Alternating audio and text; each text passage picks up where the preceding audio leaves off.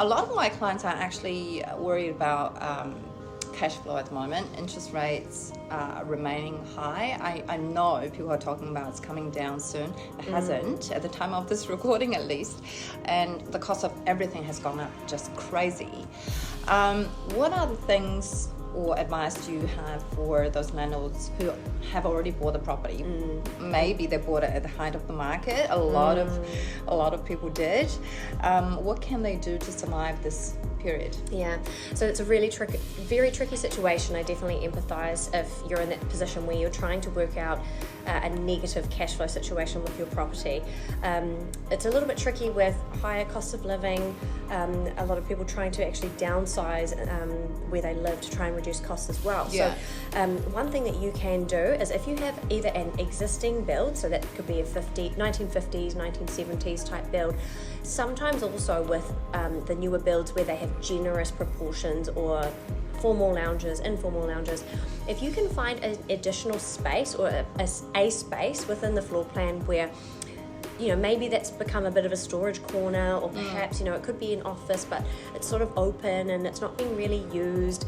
If you're looking for ways to improve your cash flow situation, looking to identify an area that perhaps could be a space that could become an additional extra bedroom is a way that you could quite rapidly boost the cash flow next time it comes to re-tenanting your property.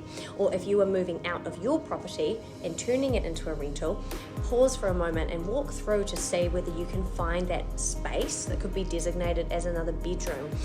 As long as you don't need to shift load-bearing or structural walls, there might be a way that you can pop up a couple of walls and a door, maybe a wardrobe, and that might be $80 a week, $100 a week, depending on how many bedrooms in total you would be ultimately creating. And checking with Monica and her team, okay, well, how much more can I get if I add these walls in?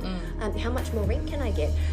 If it already has 5 or 6 bedrooms and it's quite a large place, the increase in income often isn't a lot, because the demand for those larger houses is typically not as high as a 3, sometimes 4 bedroom property. So of course this is very situation and suburb specific, but worth an inquiry. It costs you nothing to ask some questions and challenge whether your property is working at its best potential. Often what we found with older properties is it only has 1 bathroom for 3 or 4 bedrooms. But obviously adding a bathroom is not as easy as adding a wall, right? Do you need generally right. You need consent. If you're adding, they're called sanitary fixtures. So if you want to add a toilet or if you want to add a vanity, that does require a small building consent. Usually it's a plumbing specific consent, and then you need to find the space. Like, where is it going? But one thing that there are different ways that I do have my clients find where they can put a second toilet or a second shower or bathroom. So you need to make sure that you're working with your property manager to see, is there a spare space? And honestly, quite often, if you do find it justifiable, like you might convert the house from a 3-bedroom into a 4, and in your specific location, maybe it's very much expected there would be a second toilet with that. The most easy space to add that in, if you get the consent, is often in the laundry, as long as it's large enough. Secondary to that, sometimes you'll find that if that first toilet, the original toilet, is already separate or standalone, if in the bathroom there's just a nook or the one corner that maybe where a basket goes of washing or what have you, sometimes that can be enough of a space to get the consent, and oddly the second toilet goes back into the original bathroom. That's a really great way to still have 2 toilets in different rooms so that someone can shower and then someone else can still access the toilet. So that's really helpful.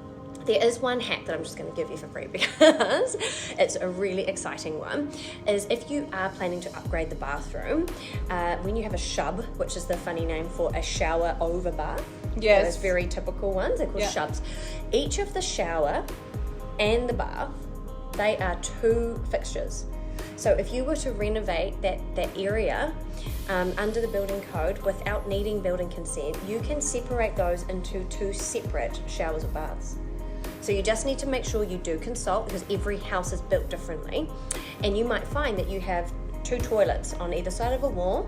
You might then upgrade the bathroom and turn the bath into a shower, and then you still have your second shower. If the space allows, you can easily end up by end up putting that somewhere else and creating another shower, if not full bathroom. You mean outside of the space, somewhere So else? possibly it could be, normally you've got bathroom, toilet, laundry in one area. Yeah. Sometimes you can fit in with the existing space of the laundry or of the bathroom.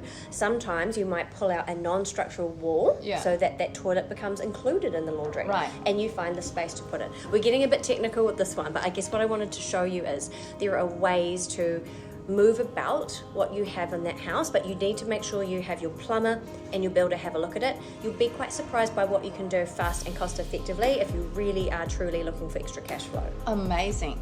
So Elsa, how does someone contact you, or what kind of services do you offer? Let's do a wrap up here and help people to find you. Yeah, sure. So when investors are looking to buy these standalone houses and create an 8% return, this is through my service called Accelerate, and it's either on a single project basis, so that's a full analyses, purchase and renovation, right through to handing the keys to the professional manager.